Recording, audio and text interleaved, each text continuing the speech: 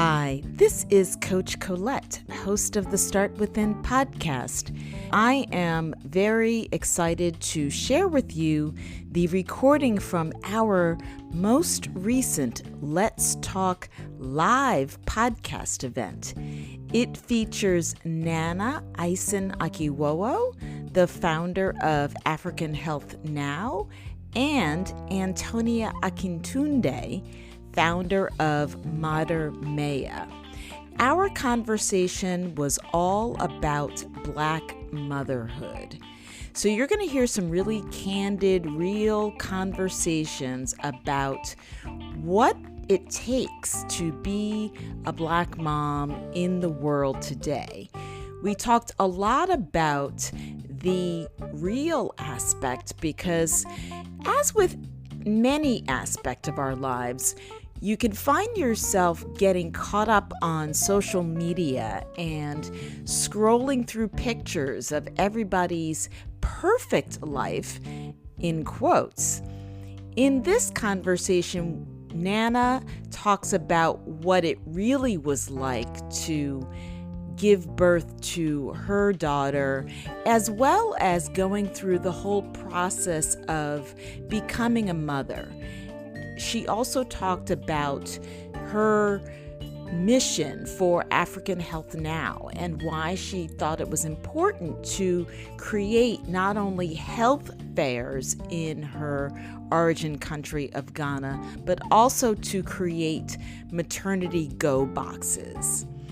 Our friend and colleague Anthonia talked about how it was important to create Motherhood so that Black women could have community around motherhood and could hear some real stories about being a mother or wanting to be a mother, or what it takes physically to get your body ready to be a mother. So this is a very candid conversation. You'll also hear some of the questions from the audience. I was really excited to have this conversation with these two dynamic founders. We are sharing this audio during Women's History Month, so it's also another shout out to pioneers in health, wellness, and media. So get ready and listen up.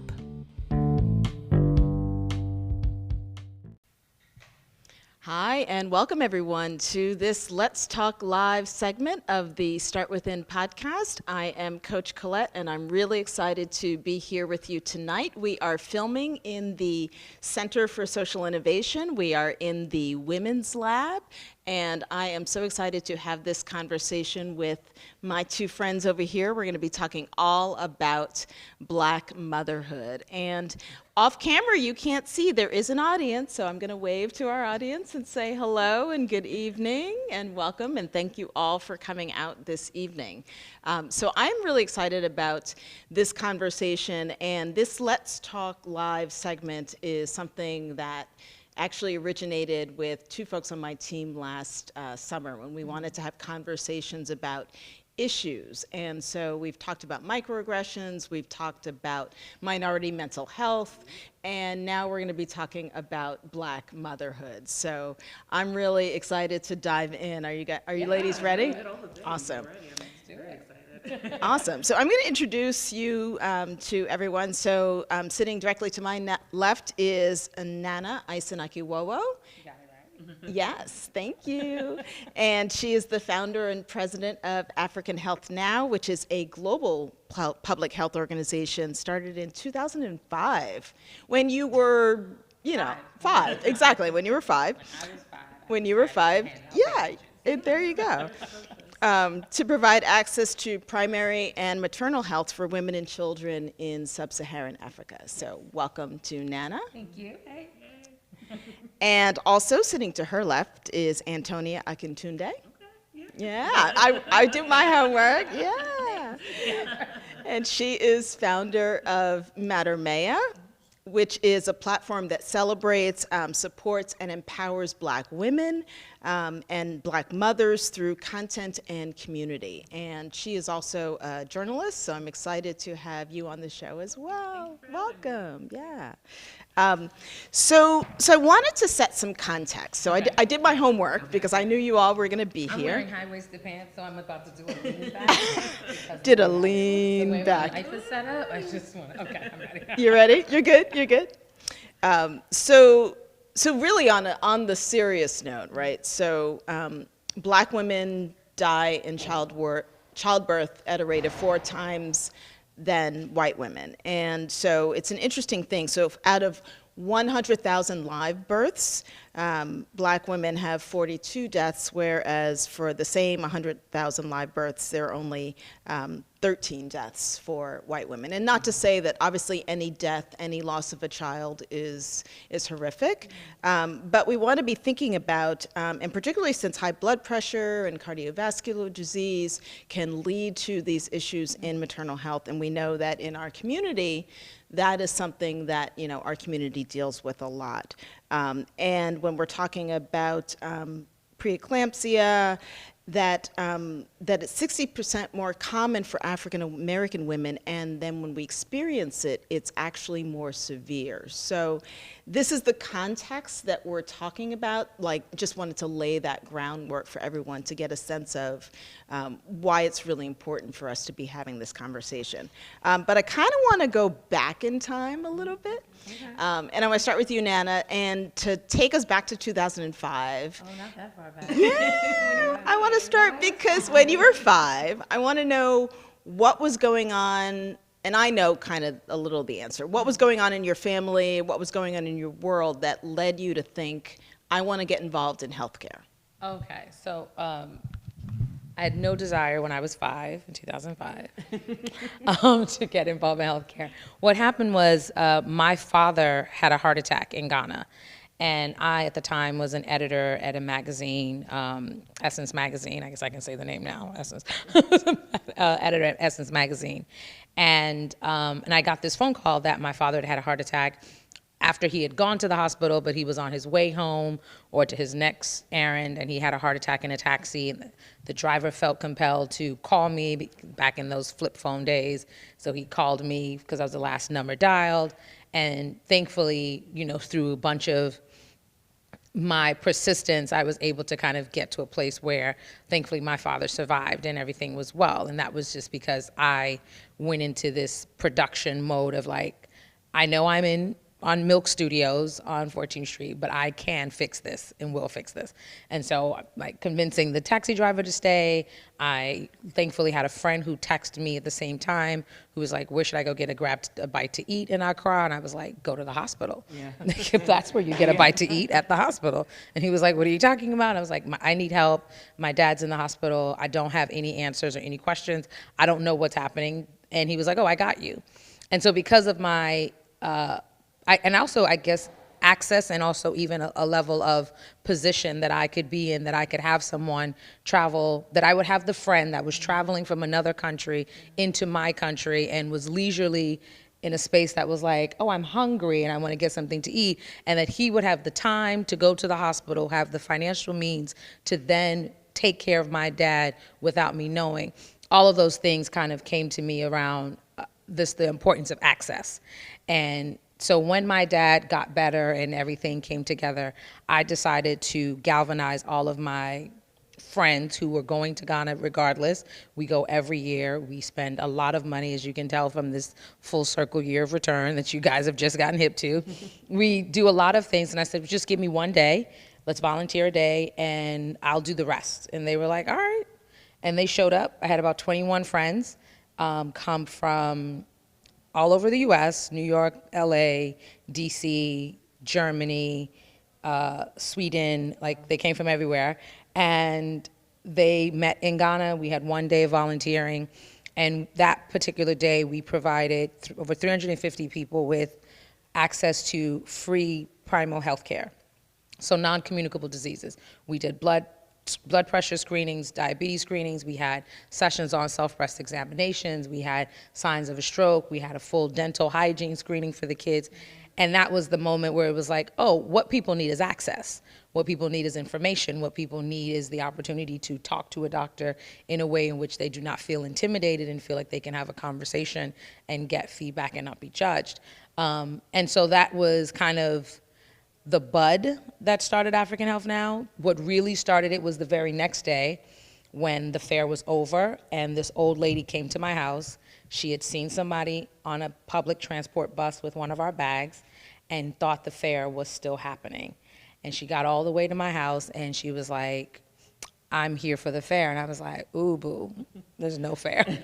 And my father was like, you will take, and I was like, Daddy, I'm not a doctor. You know, I produce this. I'm not a doctor.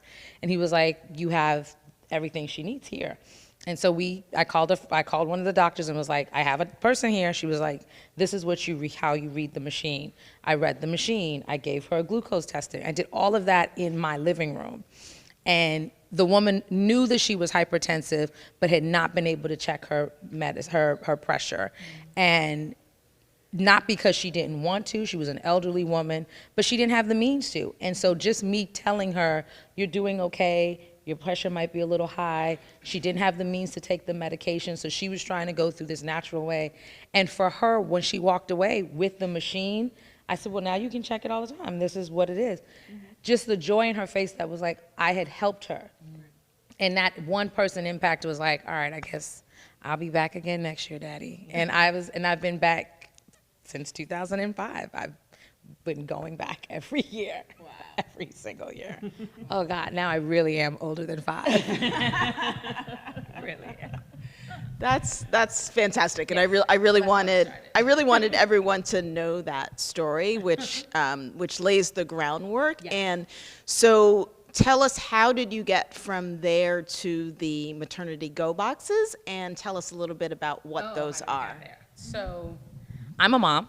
I'm a mom of one tiny 7-year-old who is a terrorist, but she's my favorite. And what happened was, what we were finding when we were doing our mobile clinics is that we do mobile clinics in the marketplace. So to be very specific, we do not expect market women to come from where they are to meet us at some lovely little place. We literally, in a 24-hour period, will turn an open market space, think Union Square, think Harlem, like the Harlem 125th Bazaar, we'll plop right in the center, and then we'll open up like a little onion. And in that onion, we'll have blood pressure, this. And so what we were finding were a lot of the women that were coming, that were at the market, were pregnant. Either they just had a baby and they were still in the market, they were 7 months pregnant, hadn't been to the doctor. A lot of them were pregnant and had hypertension. And you're like, well, what did the doctor say? And they're like, I ain't seen one. Yeah. And so we started to get to this place where we wanted to figure out, how do we connect our mobile clinics with a brick and mortar clinic? And we did a lot of programming in an area called Medina. And one of our volunteers, Dr. Selassie, was the director of this particular clinic. And she was like, I think our clinic would be a great starting point, because a lot of the people that are coming to the market are our patients. Those are the same people that we're seeing at the clinic, or that end up coming and delivering. So we created this partnership with Medina Polyclinic. And in that partnership with Medina Polyclinic, it just started off as just having a space where we could refer women who were coming to our mobile clinics for them to go and get hands-on prenatal care. Then we started to realize that we wanted to go a step further. And in that step further was, well, how do we educate them? And what does that process look like? And then the maternity go box actually came about in a way that one of our board members, he had gone and he was like, this clinic needs to be revamped. So I had gone to the clinic in an effort to look at how we could revamp the clinic. And in that process, I witnessed this woman changing her child's diaper, but not changing the diaper. She was wiping the feces off. So when you have a baby at a clinic or any place, you have to wait until the baby makes its first bowel movement and urines and poops before you can leave the hospital. Any clinic, any facility, that's what they're waiting for. They just want to make sure that the baby can digest everything and has his digestive tract is intact. And this child had made its bowel movement, and she had just was like, all right, bet, moved it. and put the diaper back on. And I was like, why? And I went to her, and I guess I even went to her in some judgment, because I was very much like, what are you doing? Right. Yeah. Because and in a very naive way, I changed my daughter's diaper if she even passed gas. I was like, "Ooh, girl, let's get you a new one. Like, get you something new. And that would be another reason to get you a new outfit. Like, I put a whole new outfit on her. Like, I treated my daughter like she's just laying there, just poof, and just start a whole new thing. So I'm looking at this woman, even though I'd been working in this community, and I know there's always a sense of, I think people always have to remember that we come with some preconceived notions about how things are supposed to be. Right, yeah. And I had my preconceived notion, even though I was in this clinic. I was in this clinic as a person who was helping someone else, not as a person who would give birth in this clinic, not as a person whose child would even be in this clinic. Right. So I didn't really, I can say it honestly now, I hadn't really put it all together. So as I'm standing there, and I was like, girl, what are you doing? Yeah. And she was like, I don't have any. And I was like, oh. Wait a minute, I'm coming here with this, like, we're supporting this clinic, we're supporting this. You don't have diapers? Like, I didn't ask that question. It was like, you don't have diapers? Basic thing. Basic thing. So I remember I called the nurse, and I was like, you didn't give this lady any diapers. And she was like, oh, we've given her diapers. And I was like, how many did you give her? She goes, we've given her a diaper. And I was like, a diaper? And I said, and you gave her how many sanitary pads? She gave her 2 sanitary pads and 1 diaper. And I was like, whoa. That's not gonna work. Yeah. And I'm like doing this like weird survey around the room, and I'm looking, and I'm like, all of y'all just got like 1 diaper and a sanitary pad between the 2? Wow. How do I fix this? So that particular day, we just went out and bought sanitary pads and diapers. We were just like, I remember sending my program guy, William was like, oh, but madam, where will I get them from? And I was like, figure it out. Here's the money, go get diapers. Everyone should have 1 pack of diaper and 1 sanitary pack for each one. And then I was like, well, then how do we, now what's the next step? So we've done that. So we started to think through, how do we get more women? So the Maternity Go Box, the putting it all in this like prenatal box came as, how do we want to incentivize more women to get prenatal care? When you come in to get prenatal care and you decide to stay at the clinic and give birth at the clinic, you get this box. When you get a box and she didn't get a box, she's like, well, why did you get a box? Right. And then you now can talk to her about, well, I came to the clinic and I came and I did all the classes and I did all that, and that word gets out. And so people start to want, not just, oh, I want to come and get care. I want that box. I want the sanitary pads, the diapers, the onesies, the soap, the cloth. I want all of that, because those are all the things every mother and newborn baby needs after delivery. It's basic things. Like, she doesn't need balloons. Those are cute. She doesn't need any of those things. What she needs is a sanitary pad. She needs a diaper for her baby and a perineal bottle to get up in there and squirt, because that stuff hurts. So yeah, so that's how the box started. Wow, that's amazing. And thank you for that journey and that eye-opening, that visual, yes. And it's true, the things that we take for granted in this country. I mean, I'm thinking of the context that I set in terms of what we're dealing with, and then sort of thinking about what's happening on the continent is a whole different thing. And I want to come back to that. So Anthonia, I want you to do a retro. You're like, I thought I got away from it. You're like, flashback. It'll get wavy on the, no. So you're going to take us back to 2012 when your, I guess, co-founder emeritus, Deborah Choi, said, you know, we want to create this community for Black mothers, Black women, and you were like, what led you to say, yep, let's do it? So around that time, like growing up, I loved magazines. Like, I was always reading something, and I had to take a break because it was giving me a complex, because what I was seeing were a lot of like white blonde girls, and that their beauty, their stories were more important than young women who look like me. So it was always in my head that when I create something, I want to create a Black teen magazine, because even to this day, there's nothing for Black teenagers. So I went to college with Deborah, and she had an entrepreneurial background. So when I moved to New York, we connected. And I was talking to her about this idea about wanting to have a platform for Black teenage girls. What would that look like? I'm a writer. Like, what's the business end of things look like? And around this time, there were a lot of conversations about having it all. Can women have it all? And leaning in. And yeah, I mean, And we've had Minda Hart. no, you need to. On the podcast. Okay, So to talk yeah. about that for Black women. Yeah, so it was at this time those conversations were happening, and I was like at the age where you're supposed to have the career and be on the path to find the man. If you're like in a heterosexual relationship, to have the babies, you're supposed to be on this path. And what I was seeing was that I had to be the COO of Facebook or Hillary Clinton's right-hand woman to have work-life balance, which is now, I don't say that anymore, is work-life integration, because there's no such thing as like, yeah, you can't. The way this system and country is set up, no one has work-life balance, really. And so we saw this website called The Glow, and it was beautiful images of mothers, no people of color at all.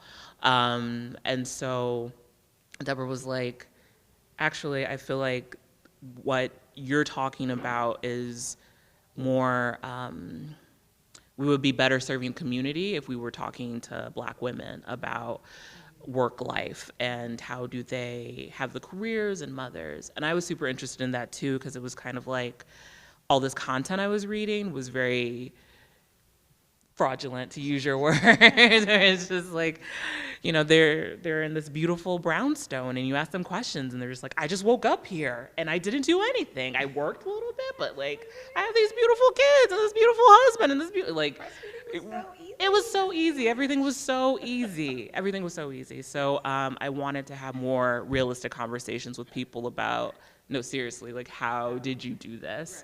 And so it started off as an online magazine. We found like a really amazing photographer. You worked with him, he's amazing. Jay Kwasi King.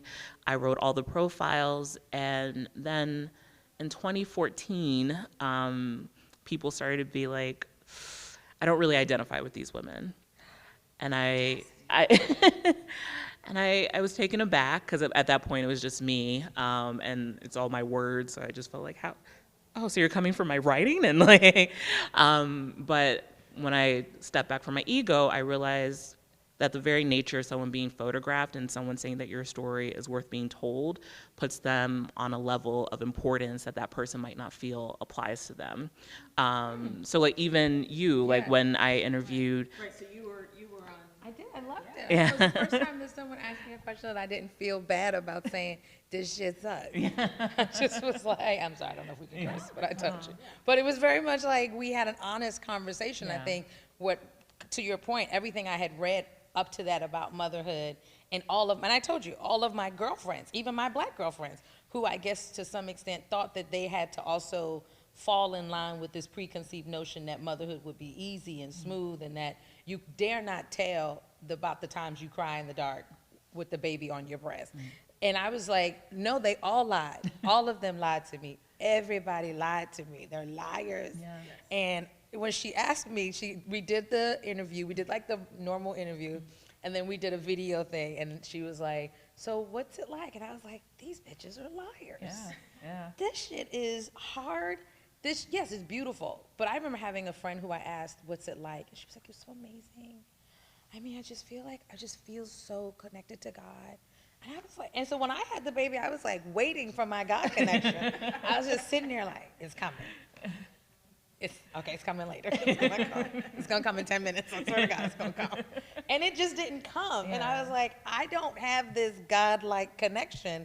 I do have this tiger mom connection. I have this protective mom, but I also have this like, I'm emotionally unstable. Like if you look at me the wrong way, I might start to cry. If I look at social media, and that's when Instagram had just started to really pick up. Yeah. So I was like, how are they doing? How did she go outside? Every time I step outside, my breasts leak. Yeah. Right. How are you outside? And no one was telling me how they were doing the things that they were doing, and I felt like it was so I felt like when I would read Madame Me and I would read about, different moms, and whether it be, you know, same-sex moms, any kind of mom, there was always an element of, this is my hack. This is how I get through it. This is my real talk moment. Yeah. And that's what made me feel connected to it, was like, oh, these women are talking to me for real. Yeah. They're not, this is so amazing. That woman? Right. Kill yourself. It was just like, yeah, to what you were saying too, is just people wanted to have more conversations around the realities of mothering. So, you know, it's really great that you feature this woman who has her own business, but like, how did she figure out school? Or if I am in a majority white school and the curriculum like pretends that slavery didn't happen because of Texas textbooks, which is a huge thing. Right. Like, how do I supplement their education? Or I want to have a home birth, and when I look online, I don't see any people who look like us having home births. Like, are we doing that? And if we are, how do I do that? How do I find a midwife? How do I find a doula? And so I just felt like at the time, I wasn't, I'm still not a mother to a child. But I have all this maternal energy and the energy of someone who doesn't have a kid yet. So like, I will do the interviews, I will ask the questions. Yeah, I got time compared to y'all, yeah. My baby's in the other room, and I'm praying she ain't break this whole stuff down. Somebody check on that. We'll check later. The whole thing might be broken. Yeah, so it was just important to me to show the diversity of Black women and Black motherhood. Just because we say we're not a monolith, but we still hold ourselves to that standard. But there's just so many different ways to exist and be Black and to mother and bring children into the world. Some women, you know, have vaginal deliveries. Some women have to be induced and IVF. And like, there's all these things that I felt like there wasn't, and not to toot my own horn, there still isn't a space that is talking about motherhood in that way. It's still very much like the Instagram picture. Yeah, version. Mm-hmm. Yeah. Thank you. So it's this real deal, and we talk a lot about on my podcast when I interview other fellow founders and entrepreneurs, like the real deal of entrepreneurship, or so I really, the hustle, right, and the things that we don't talk about. So I'm really excited that we can get real here about everything. Nothing but real. But nothing but real. Nothing but real. That's a lot of info. All day. Because it's true. You hear like a lot of like, oh, like it looks like a morning dew, like, and you're frolicking with your child, and my child doesn't frolic. I'm going left, she stay going right. What is the problem? What does it look like? What does it look like for y'all? But I think that's part of everybody's experience is going to be different naturally. That's just realistically. Yeah. But I think what was happening and what I felt when I had Omi, and she was born in 2013, so we had interviewed right at that point. Yeah. And I just felt that everybody's narrative was so the same. No one talked about, and no one even talked about the hardships of the process to get pregnant. No one talked about, no one said to me, you know, my process to having a Malar was not conventional. It was not like, you know, I just lay down and and it was great. First time, oh, yay. It was like time 943. It was 17 million visits to the doctors. It was all kinds of probing and prodding. I had polyps. I didn't even know what polyps were. But it was like no one in that sphere was talking about it. Even my own girlfriends. I would talk to a friend and be like, oh, how, congratulations, I'm so excited. Da, da, da. And it felt like no one talked about the miscarriage. No one talked about the failed IVF. No one talked, and only now do I have more honest conversations with people, and I think the momentum has shifted a little bit, and people are opening up and being a little bit more realistic, and now I can talk to a girlfriend and she'd be like, yeah, we're on our X, Y, and Z IVF trial, or we've decided that we can't do it, or I actually found out that I have a condition that I actually can't have babies. And so like all of these different things that my girlfriends never talked about before, now they're like available. Now they're open and the conversations are honest. And I think now we're having better dialogue about it.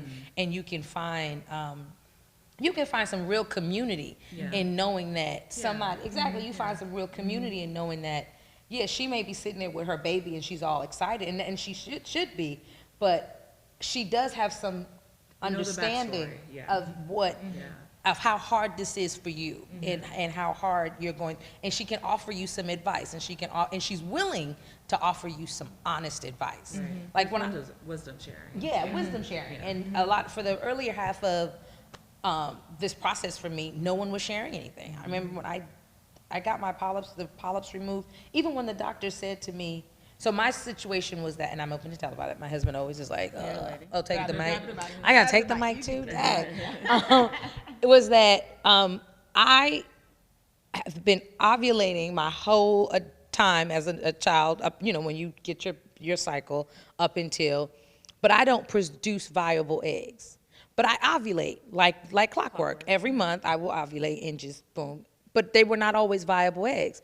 And so we were going through this process, and it just wasn't working. And we were looking at each other like, well, what's the problem?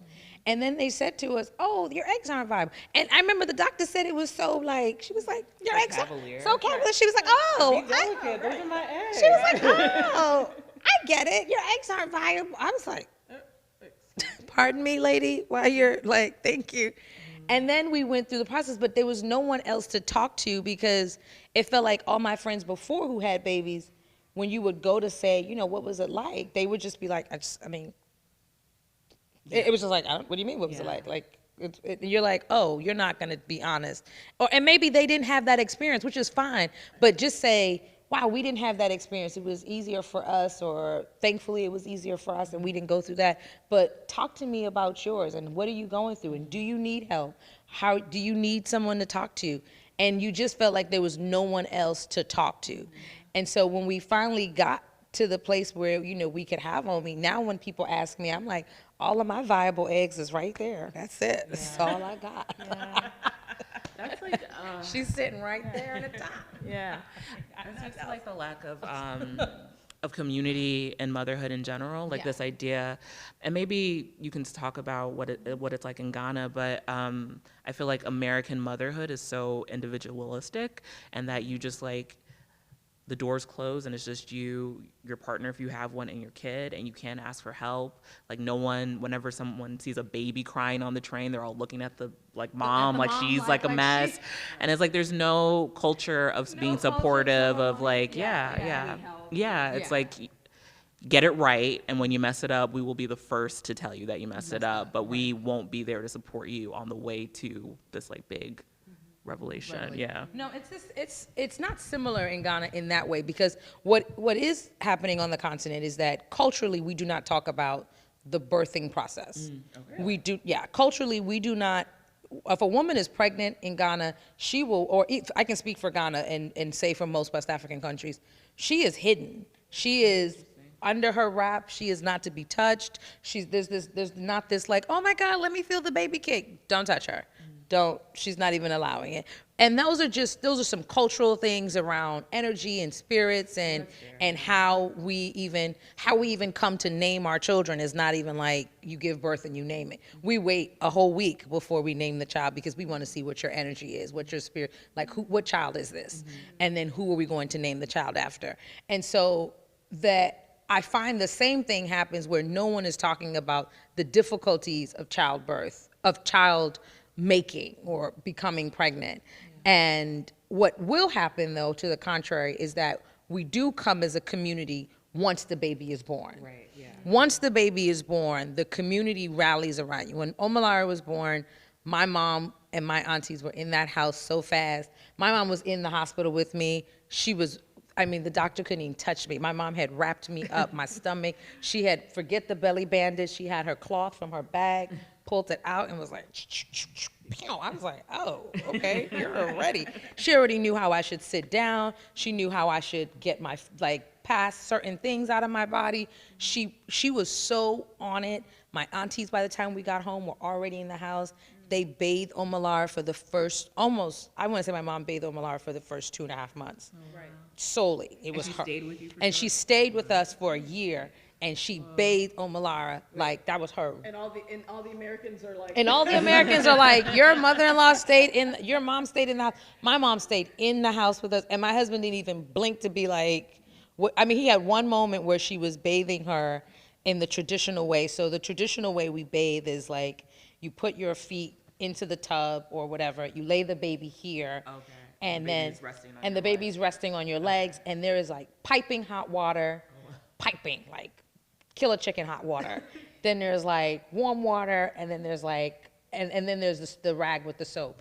And my mom is digging, and she's got this piping hot water, and she has the rag in, and she does this thing, and my husband's like, that water's too hot.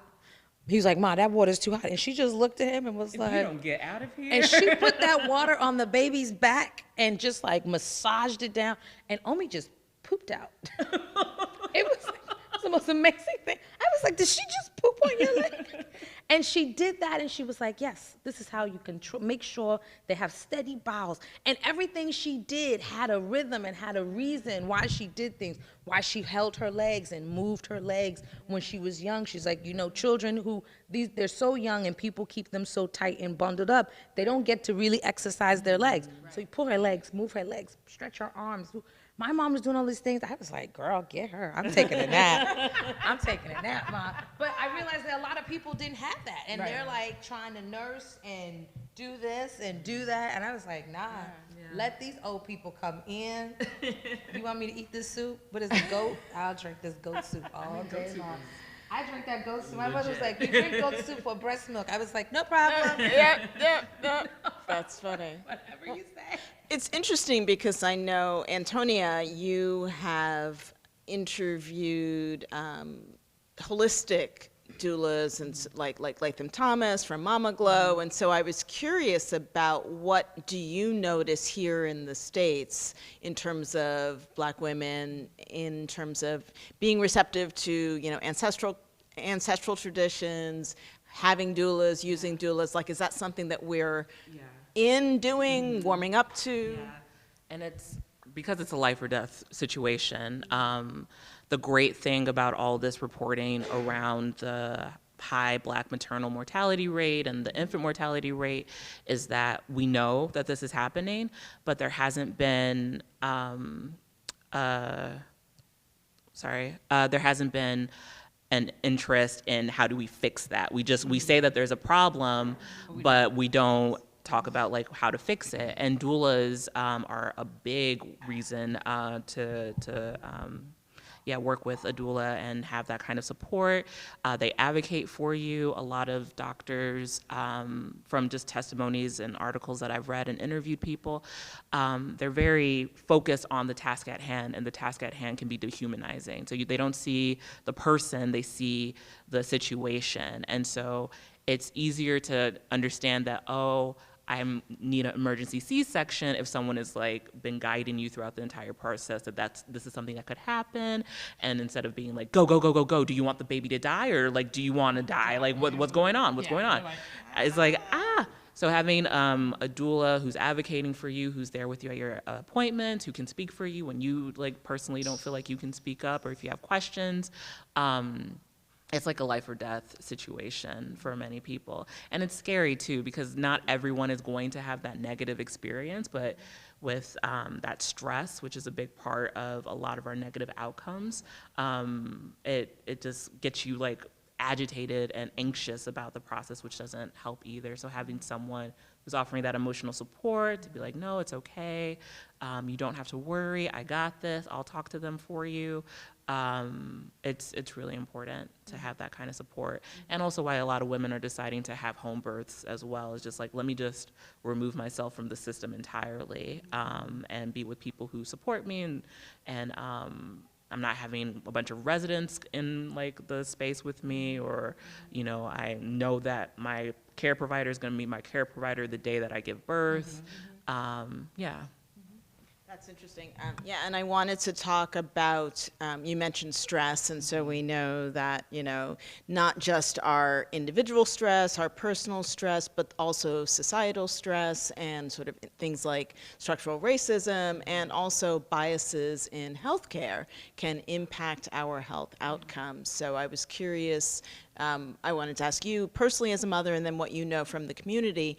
Did you have any experiences? You know, we know of like Beyonce and Serena Williams. You know, the famous people that are having these experiences, and then they get reported. Then there are also women like us who are maybe having experiences, and maybe they're not as widely known. So I don't know. Did you have any instances where you thought like either the doctor wasn't like listening to you or not paying attention, or that might have had some kind of bias in healthcare? Thankfully, I didn't, and I didn't for a very clear. This is also about privilege, I guess, to some extent, is that my doctor, who I love to bits, Dr. Marion Green, shout out Dr. Green, pop out. She's been my doctor since I was like 20 something. Wow. And she was my OBGYN, and I knew, because she was my OBGYN since I was in my 20s, that if I ever gave birth, wherever I was in the world, I was coming back to Dr. Green. I had that in my head. So when my husband was like, she's not in our network, I was like, I don't know what that means. So I don't know what you're saying. Stop talking to me this way. It's just not working out. And I'm epileptic. So the other piece is that I'm also epileptic. And so because Dr. Green was my doctor since my 20s, she had seen me through all of my epileptic seizures. She had seen me through how certain medications had affected my body, how certain, birth control had caused more seizures. So I was like, Dr. Green knows me and my vagina better than you know me, and I know my vagina. So what we're not gonna do, because she's not in network, is box her out because you ain't got no money. I don't know what to tell you. And I had this conversation, and my husband was so mad, and he was like, yo, every time you go to this doctor, she is like $500, $400 every time you walk in. I was like, well, you should call her and get on a payment plan, because I'm giving birth with Dr. Green. And I went to another doctor, and to your point, I went to a doctor because I was like, I'll go to one in network. And I found a doctor in network. And there is a certain level of rapport that I need to have with my doctor, that when I walked into that doctor's visit, I just didn't feel it. Yeah. And I was clear, because I am epileptic. I already know coming into this game, if these lights flicker too many ways, I will have a seizure. So I'm always in a state of, what does it look like? How do I react? How do I deal? And so I'm talking to this doctor, and she was just really medical. Yeah, she was just like really medical. And I was like, oh, this isn't gonna work. Right. And I said to my husband, I tried. I really did try, but this isn't gonna work, because this particular doctor, and I think what will happen is that all doctors will be very medical. They will see me as an epileptic, and they will wanna deal with this pregnancy from that perspective, and not deal with me as Nana. And they don't know how I've managed to control my seizures. They don't know how I've been real adamant about not taking certain medications to manage my seizures, because I was like, I don't want the repercussions to be on when I have a child. And so I can't see anybody else. And I remember talking to him and through it, and I said, and once I had that, he was okay with it, and he realized, all right, she's the one delivering, so she has to be comfortable. So with Dr. Green, it was amazing, because I could pick up the phone. I had every single phone number, and some things I would call and be like, oh my God, I just read in this book, and she'd be like, put that fucking book down. I'm tired of you and these stupid books, those stupid how to be a mom books. That woman knows nothing. Put it down. And I would stop, and then I'd find something else, and I'd be like, Dr. Green, I Google something, she was, if you don't get your medical degree, like she would just curse me out like my mom would curse, and that was the rapport I needed. So when it came time we had the consistency and care, and so when it came time to deliver, and I delivered after Hurricane Sandy. So we were supposed to deliver at NYU, and then we were gonna be taken to Lenox, and then taken to something else. And I was like, Dr. Green, whatever clinic, whatever place I go, you have to be the one. And she assured me that wherever I went, she would make sure that she was the doctor to deliver. And I was like, well, we're gonna figure that out. And so she said, these are the places that I can deliver, so let's make sure that we can go in one of these 3 places. And so thankfully we were able to deliver at NYU. And I had an incident at NYU where we got there, I was having contractions. I remember getting off the elevator, and this nurse was walking ahead of me, and I was like right in the middle of a contraction. So I had stopped to kind of manage through it. And she looked at me and was like, "Can you hurry up?" And I was like, "Oh shit." And my husband's super quiet, and he was like, he walked ahead of me. He was like, "She's coming." My mom started talking to me in tree, telling me how much she hated this woman already. And I was like, I can't believe she said that. But my husband was also in tune with the kind of care that I needed. That lady didn't even take my blood pressure. She got into the room with us. She started putting the sleeve off of my blood pressure, and he stepped out. He called Dr. Green, told Dr. Green, whoever this nurse was, she had to get out of the room right now. Dr. Green called she called the hospital because she hadn't gotten there yet. Another nurse comes in and says, "We'll take over from here."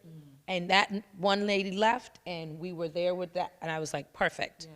And it was seamless because he was like, I knew she wasn't gonna make it, and I was like, facts, facts. Wow. And so I understand because there's a perception that Black women can handle pain, right. And that if we're going through something, it's like, can you hurry up? Can you go through it? Yeah. But it's about advocating, and I don't know, the Beyonce situation or the Serena Williams situation at heart, but I think at the base of it, it always comes around people not realizing that we have these feelings and we're in tune with and we're human. Yeah. And I'm in tune with my body, but I'm also very, very open about if I don't like your energy, you're not gonna be here. Yeah. Come out. I'll do this by myself. Right. Have you mess this up? Right. So what I'm learning is Dr. Green. Dr. Green, NYU. NYU. And but seriously, so Anthonia, what have you heard from women in the Mater community about their experiences, either before, during, or after childbirth? Yeah. What I love about your story is that it sounds like you had someone advocating for you at every step of the way. You had like a support team, and that's like something that a lot of women don't realize that they need, and don't feel like empowered to ask those questions, to be like, no, actually, can you get out of the room? Can you bring this person in? Like, I'm gonna go to this place, I'm gonna do that research.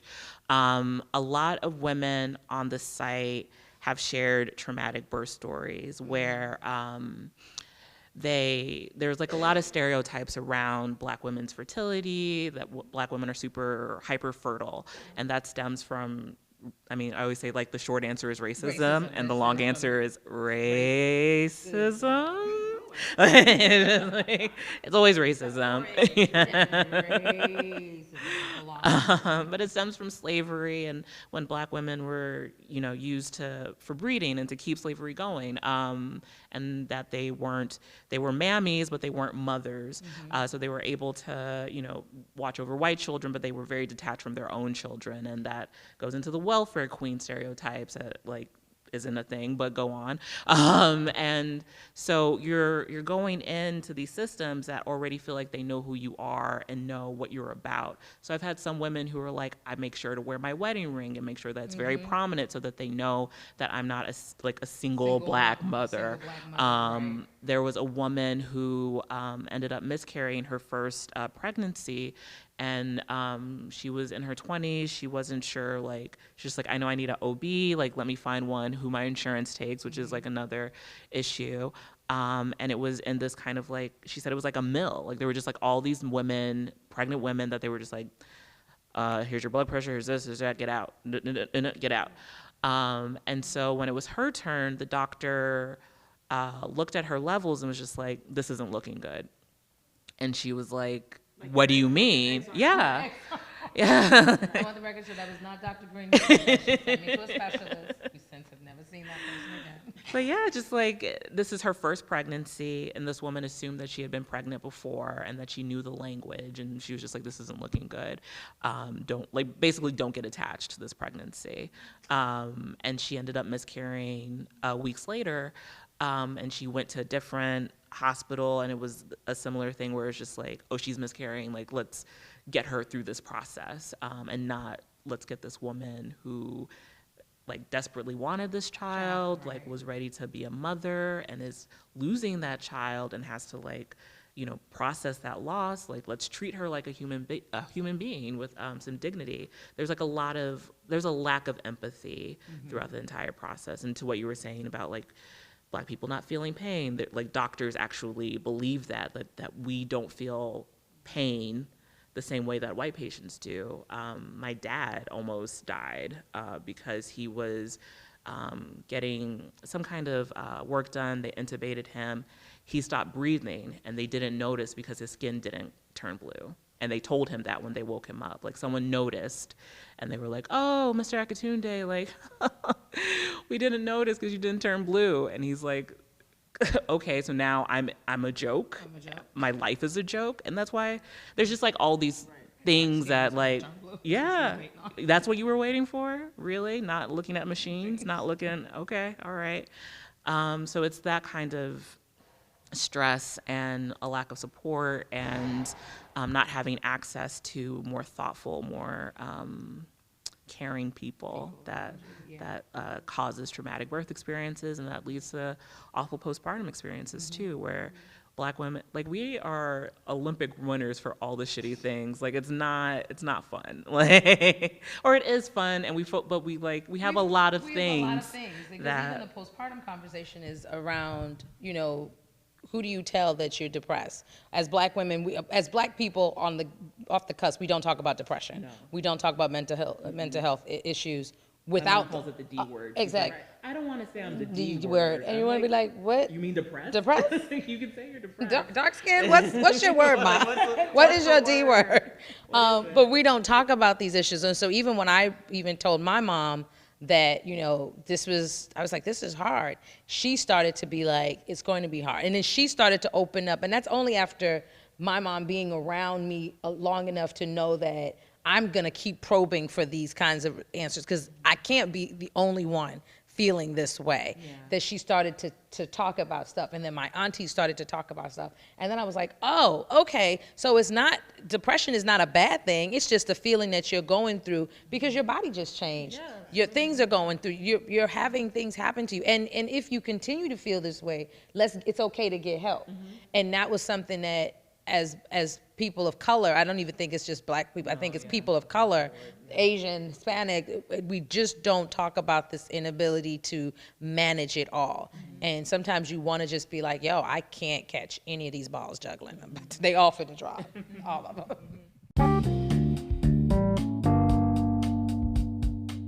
So what do you think of the episode so far? What are your main takeaways?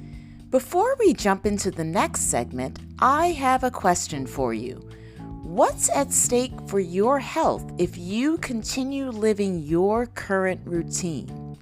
The thing is, we get so used to doing things in the same ways, we're actually more afraid to make changes than we are to live out our worn-out routines, even if they are causing us to feel ill, stressed, or overwhelmed. Can you imagine what it would be like to wake up in the morning and not have it hurt when you get out of bed, and to feel excited about your day? It is possible when you start within, and I'd like to help you do it. You can visit my website, startwithincoaching.com, and at the top, click Start Here to schedule your complimentary activation call. We can talk about what's going on in your life right now, how you are in your health, and where you would like to be. So go to startwithincoaching.com and click Start Here to start your journey within.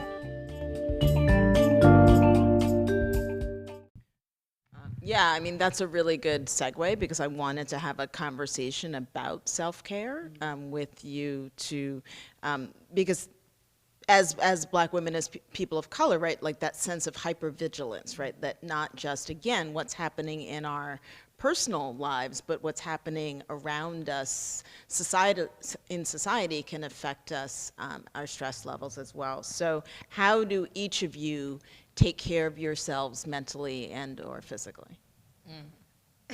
They're like, wait, go to her first. When you sent it in the questionnaire, it's like, I know the answer. I know what I'm supposed to say. Yes, but right. I don't do any of I took a bath. I took a bath.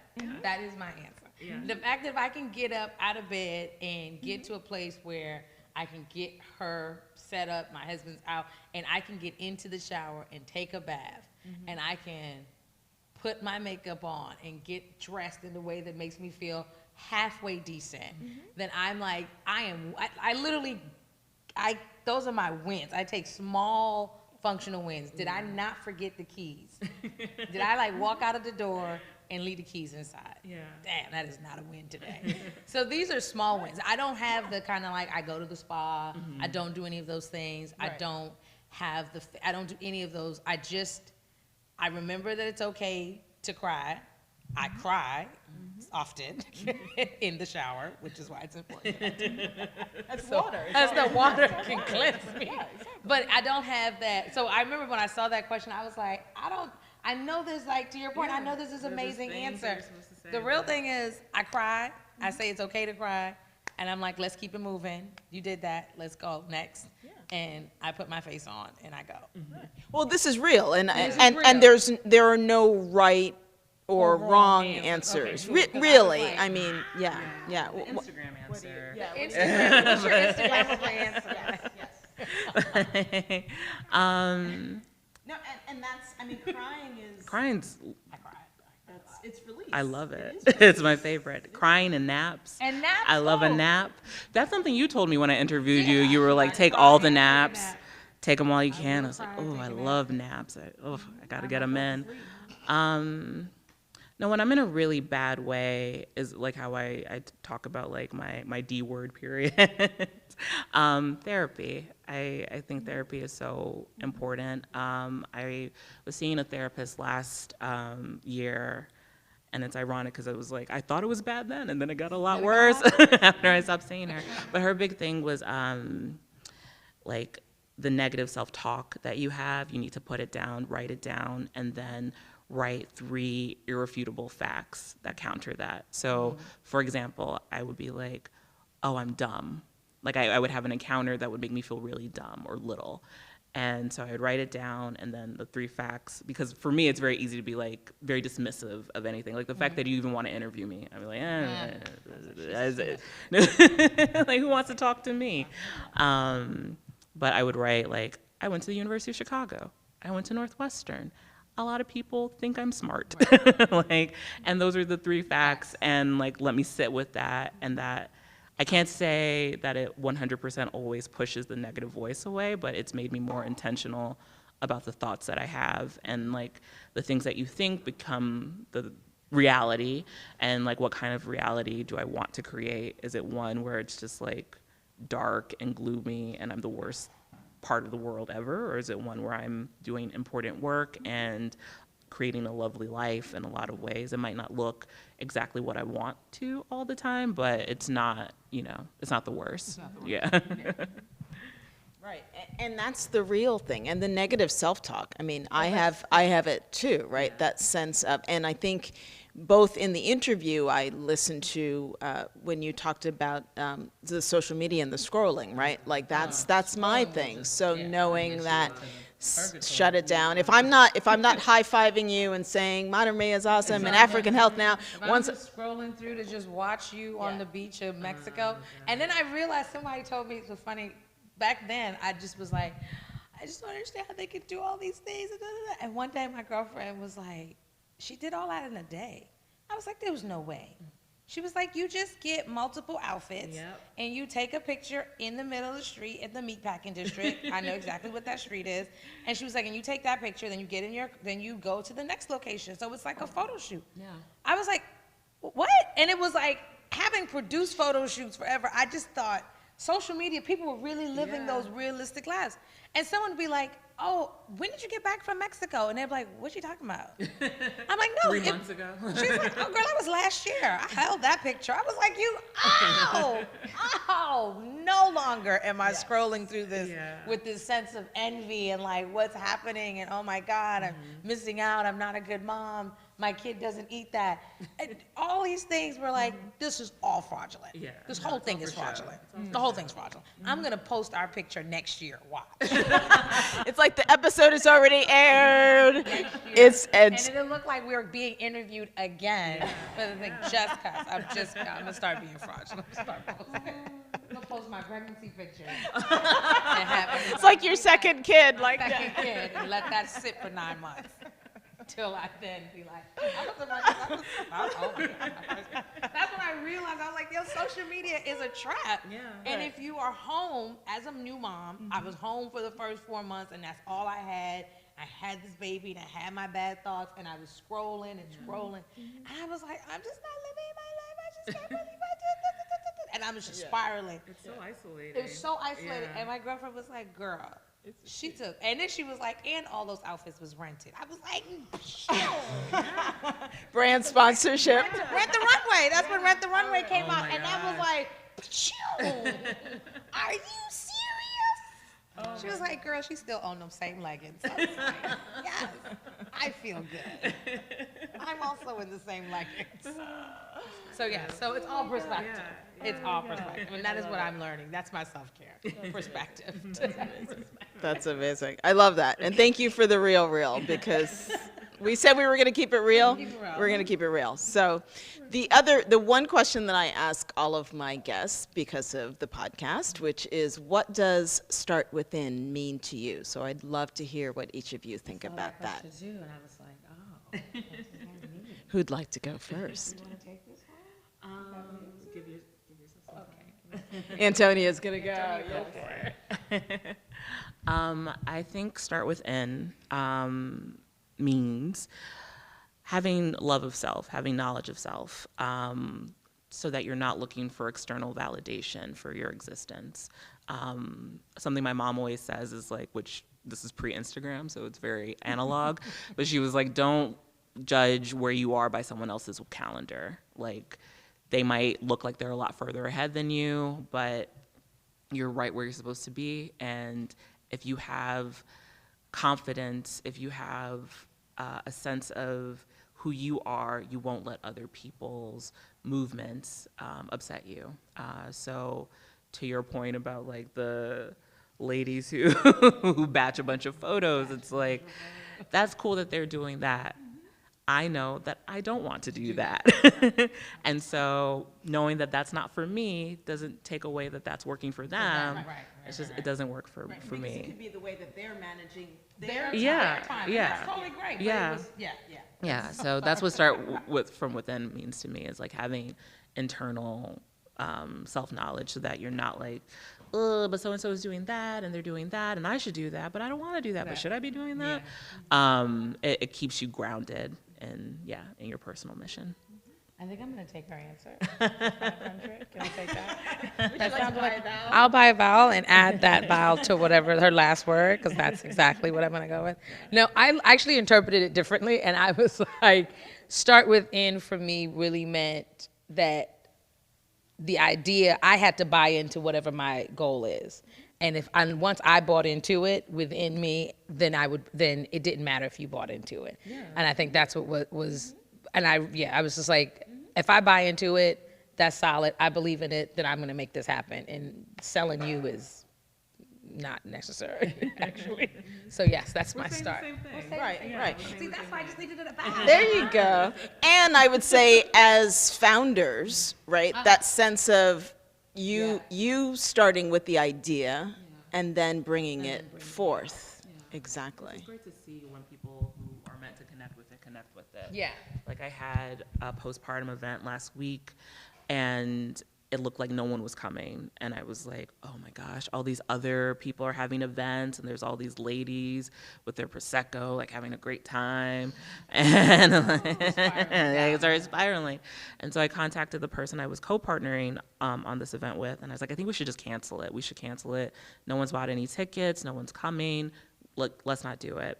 And then I closed the Eventbrite, and someone messaged me and was like, oh, can I get on the wait list? Like, is it sold out? I wanted to come. And I was like, okay.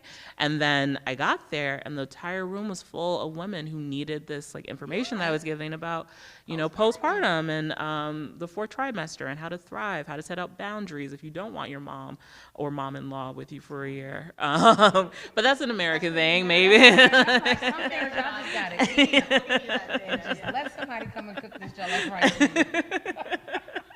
Oh my gosh, jollof. So I believe in that. Oh my God, that's so awesome. So we want to give time actually for our audience in case anyone has any questions to ask either one of our guests before we close out this podcast.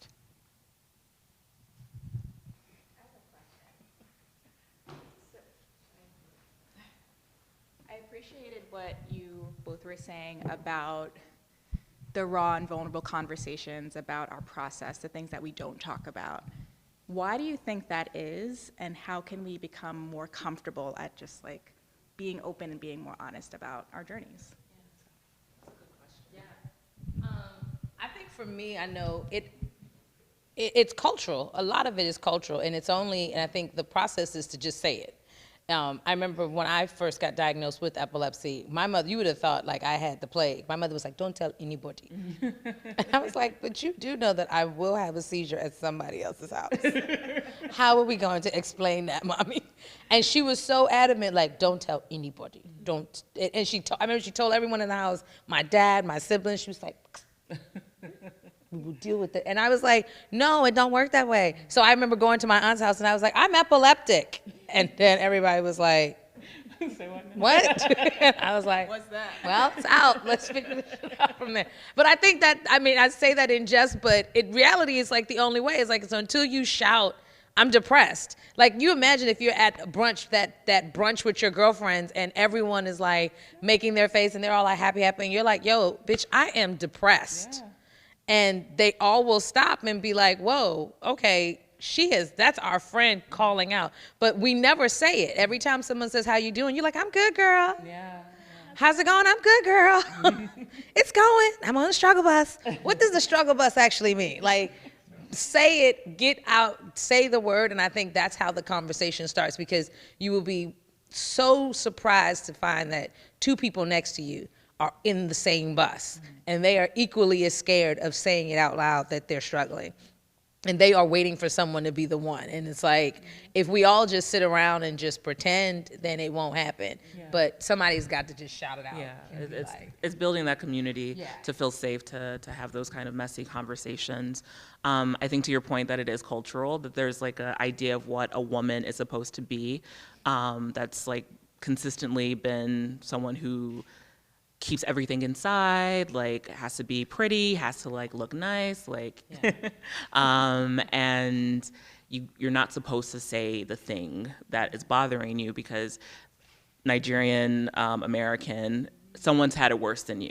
So like, don't even talk about it. Like, I came here to this country by myself. Like, one-way ticket on I couldn't be a college student. You got to be a college student. Like, don't come to me complaining about feeling sad. Like, what's sad? Like, go to church. Talk to Jesus. Like, do not talk to me about being sad.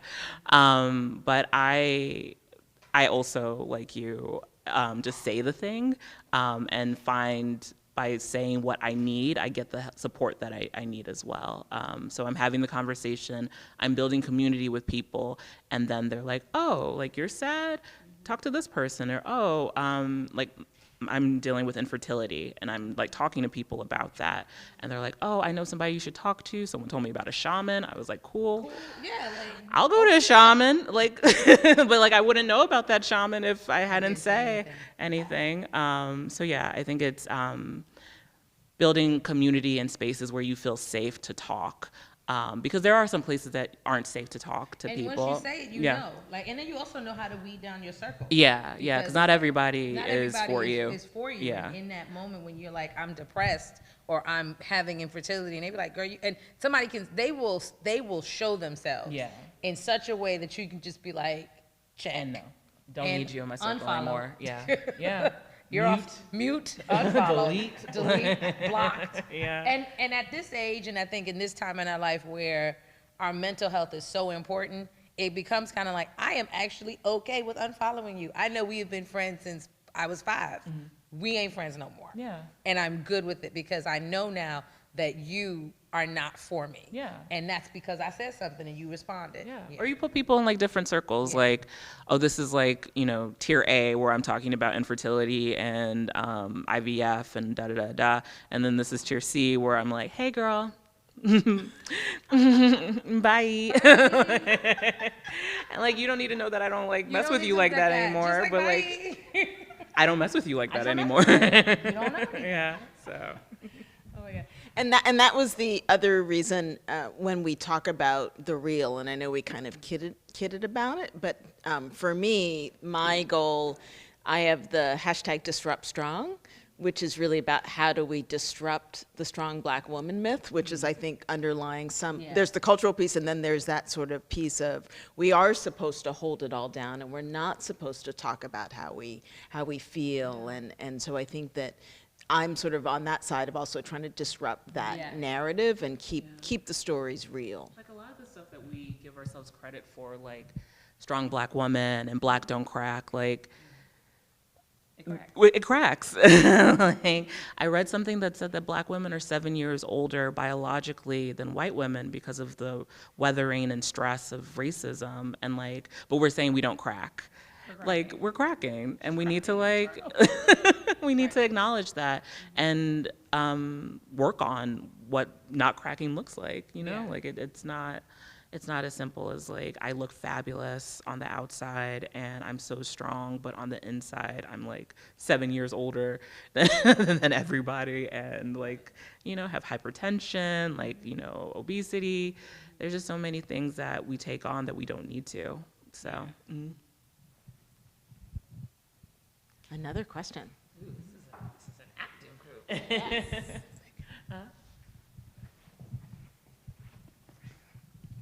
Thank you.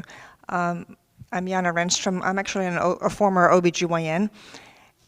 I think I know Dr. Green, by the way. You just did a great advertisement if she's still working. Anyway, I'm also sort of on the fringes of a group that's working to implement the new policy, which was, I believe, spearheaded by Shirley McRae, on establishing prenatal home visits, prenatal and postnatal home visits in New York. I mean, they've already been happening, but now they're trying to like combine everything into one new, revised, solid program. And we're about to have some focus group interviews with providers and with clients. And I think since you two ladies have great insight, what do you think we should focus on? I mean, maternal mortality among black women in New York City is apparently about 12 times higher than it is for white women. And we know that some of the underlying factors are chronic illness, such as hypertension and obesity, diabetes. But do you think there's something else that we should focus on during these home visits?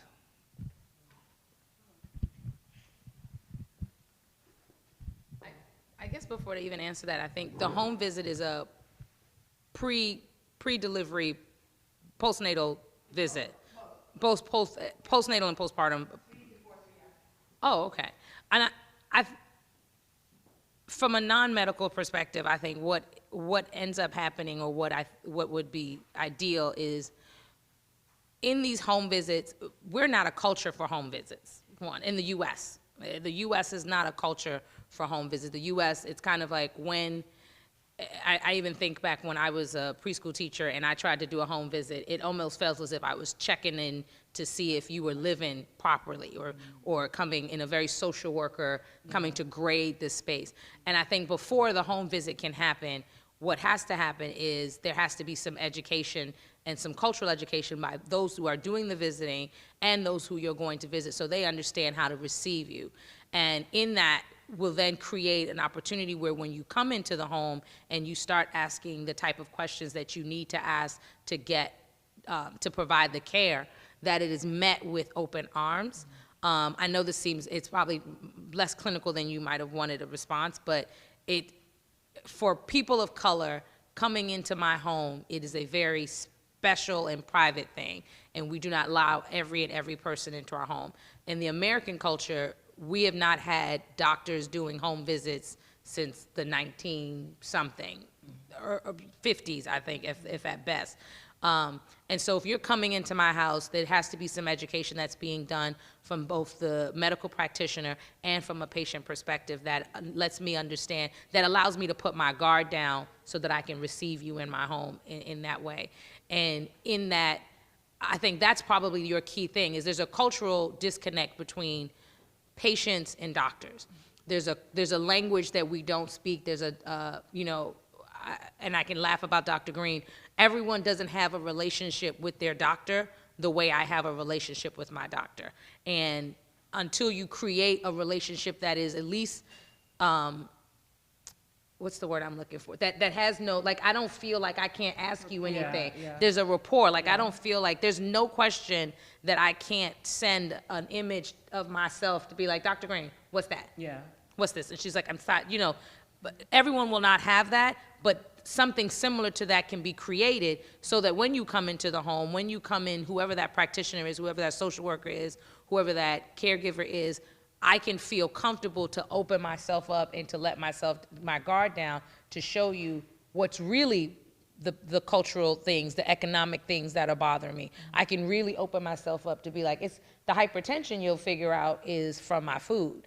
You'll see from my food, you'll then realize, well, if you came to visit me on this block, where's the nearest Whole Foods, or where's the nearest Stop and Shop, and what does that Stop and Shop look like? How much money do I have? Is there someone else in the home? Do I have support from my husband, my partner, whomever that is? Am I getting family support? All of those things will reveal itself if I'm open to receive you. But if I come into the gate like, what you coming to my house for? Right. And you're coming in here with this space like, I'm coming to help. I want to help. I want to figure it out. You won't know how to ask the right questions, and I won't know how to let you see the real answers. I hope that makes sense. That was perfect. That was perfect.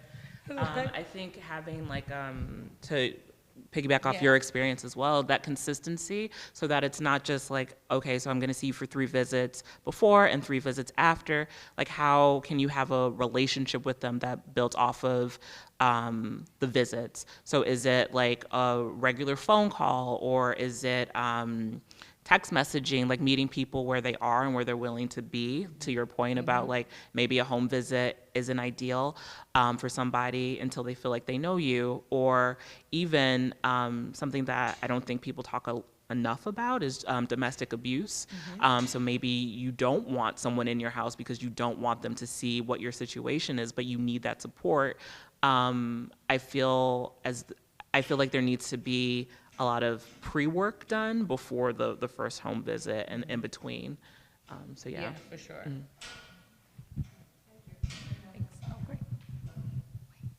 Awesome. So before we close out this event tonight, I wanted for you to share, each of you to share how our listeners can learn more about the work that you're doing, perhaps for AHN, maybe volunteer, get involved, Mater Mea, how do I learn, subscribe, all those things? For AHN, you can always visit us on our website, which is africanhealthnow.org, and follow us on social media, which the Instagram, the Twitter, all have the same thing.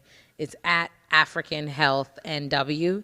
Our volunteer opportunities in the U.S. are a little limited because we do a lot of our programming in Ghana, but we are, for our maternity box, we are always looking for people to donate sanitary pads, diapers, unused, naturally. I hope I said something. When I said sanitary pads, I was like, please preface that for somebody. We're always there's always one person like, what is this, recyclable? No. We're always looking for unopened diapers, sanitary pads. If you have gently used onesies or fresh onesies, we have a really cool baby registry on Amazon that you can also check out and purchase things that go into the box that we then ship to Ghana to provide to the mothers there as well. And, follow us on those social handles because we host events as well. We do our global baby showers coming up in May, and so that'll be really fun. So yeah, that's us. Yay. And you can follow Matermea on Instagram and Facebook, Matermea.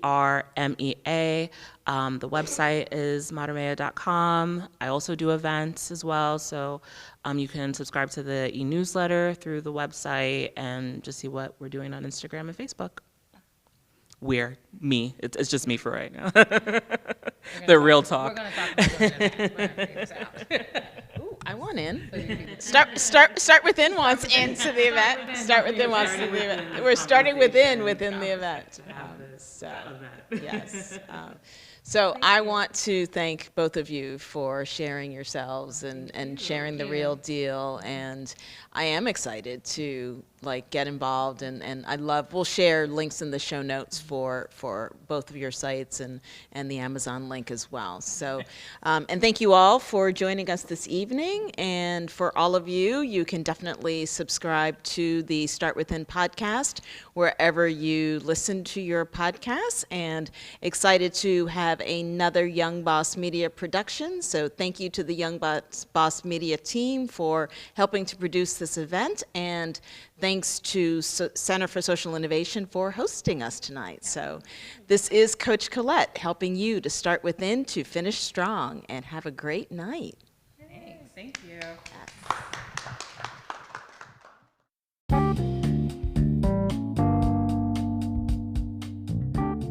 If you enjoyed this episode and haven't already subscribed, you can do so on Spotify, Apple Podcasts, or wherever you like to listen. You also can connect with me on Instagram at Coach_Colette for more inspiration on personal growth and wellness. Want to help us create more great content and host more live podcast events? Then join our Start Within tribe and support this podcast with a small donation to help sustain our future episodes. Visit anchor.fm/coach-colette/support to get started today. You know, this podcast is truly my passion project, and I really appreciate your continued support. Get ready to start within to finish strong.